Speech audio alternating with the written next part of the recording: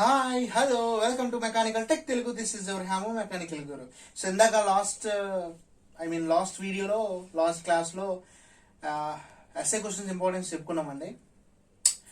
అంటే ప్రాబ్లమ్స్ లేవా అంటే ధర్మంలో ప్రాబ్లమ్స్ ఉంటాయి సార్, కానీ ఇప్పుడు టైం తక్కువ కాబట్టి ఈ తక్కువ టైంలో సో వాటి మీద కాన్సన్ట్రేట్ చేసి టైం వేస్ట్ చేసే కన్నా ముందు మనం ఖచ్చితంగా పాస్ అయిపోయే స్ట్రాటజీని ముందు తీసుకోవాలి. సో అందుకనే అంత తక్కువ క్వశ్చన్స్ పెట్టాను. ఖచ్చితంగా అందులో 3 ఎస్ఎస్ పేపర్ ఎంత టఫ్ గా ఇచ్చినా 3 ఎస్ఎస్ కవర్ అయిపోతాయి. సో దానికి తోడు మీరు ఈ షార్ట్స్ కానీ కంప్లీట్ చేయగలిగితే మీకు చెప్తున్నాను కదా 80కి 60 మార్క్స్ పక్కాగా వస్తాయండి. ఇందులోంచి షూర్ గా 25 మార్క్స్ వస్తాయి. ఎంత కష్టంగా ఇచ్చిన పేపర్ 8 షార్ట్స్ అనేవి ఈజీగా వస్తాయి ఈ షార్ట్స్ నుంచి. సో దాంట్లో మనం ఫస్ట్ లాస్ట్ చాప్టర్ అయిన ఆటోమొబైల్ ట్రాన్స్మిషన్ సిస్టమ్ తాలూకా రిక్వైర్మెంట్స్ ఏంటి, next what are the functions of clutch, differential and universal joint. Clutch ఏం చేస్తుంది? To engage and disengage the motion, to engage the disengage the power. Differential ఏం చేస్తుంది? Turning చేస్తున్నప్పుడు inner wheels కన్నా outer wheel ఎక్కువ turn అయ్యేటట్టు చేస్తుంది. Universal joint ఏం చేస్తుంది? To transmit the power from transmission to propeller shaft. So అవి జస్ట్ సింగిల్ లైన్ డెఫినేషన్స్ రాయగలిగితే మనకు 3 మార్క్స్ వచ్చినట్టు sir. Next difference between turboprop engine and turbojet engine.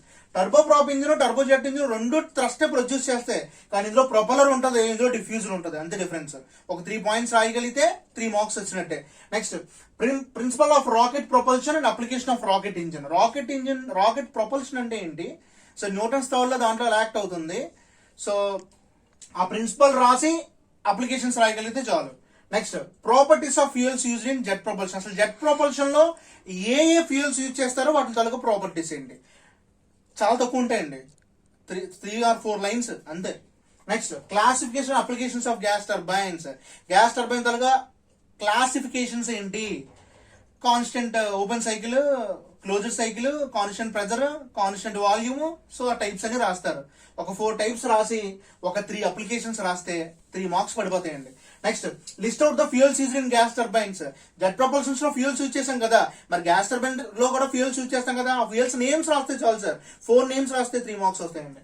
Next compare gas turbines with IC engines. IC engines తో gas turbines compare చేస్తే advantages రాస్తారు. Next governing of steam turbines. అసలు steam టర్బైనింగ్ లో governing అంటే ఏంటి? Constant speed maintain చేయడం. Constant speed ఎప్పుడైతే మెయింటైన్ చేసామో మనకి కాన్స్టెంట్ గా పవర్ అనేది ప్రొడ్యూస్ అవుతుంది sir. Explain sensible heat, latent heat of vaporization. Sensible heat అంటే ఏంటి? ఒక టెంపరేచర్ కాన్స్టెంట్ గా ఉండదు, కానీ ఫేజ్ చేంజ్ అవుతుంది. సో ఫేజ్ చేంజ్ అవ్వదు. లేటెంట్ హీట్ లో ఏమవుతుంది? టెంపరేచర్ కాన్స్టెంట్ గా ఉంటుంది కానీ ఫేజ్ చేంజ్ అవుతుంది. టెంపరేచర్ కాన్స్టెంట్ 0 degrees అండి లేటెంట్ హీట్. 0 degrees దగ్గర ఏమవుతుంది? సాలిడ్ లిక్విడ్ సాలిడ్ అవుతుంది, సాలిడ్ లిక్విడ్ అవుతుంది. డిఫరెన్స్ ఉంటుంది కదా రెండింటికి మధ్యన. సో 100 degrees దగ్గర ఏమవుతుంది?